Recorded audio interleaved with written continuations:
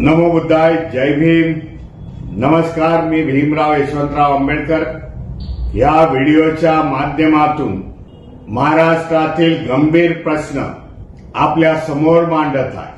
महाराष्ट्राचे मुख्यमंत्री देवेंद्र फडणवीस आणि महायुतीच्या माध्यमामधून जे अनुसूचित जातीला 13% आरक्षण होतं त्यामध्ये उपवर्गीकरण करून एबीसीडी करण्याचा घाट घातलेला आहे. त्याला संपूर्ण 59 जातीचा विरोध आहे.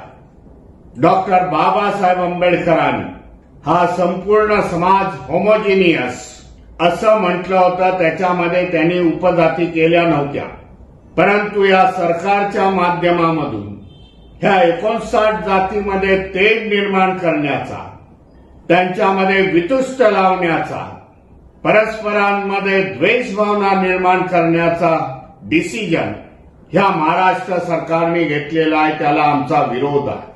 ह्या एबीसीडीच्या माध्यमातून आपल्याला सांगू इच्छितो, अनुसूचित जातीच्या कुठल्याही जातीचं भलं होणार नाही, तर येणाऱ्या काळामध्ये जाती उद्ध्वस्त होतील.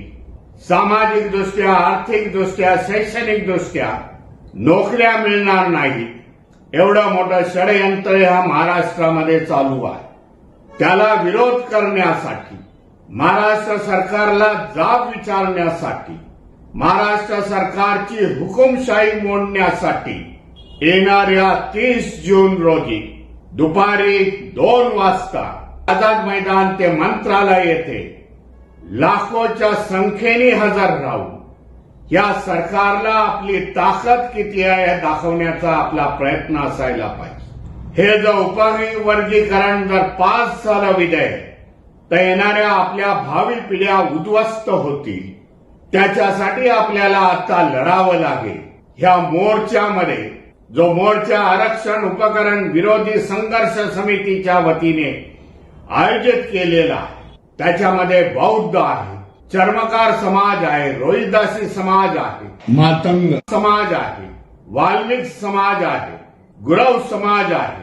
59 जाती त्यामध्ये भाग घेणार आहेत. एक अद्भुतपूर्ण असा मोर्चा सरकारला जाब विचारण्यासाठी 30 जून रोजी आयोजित करण्यात आलेला.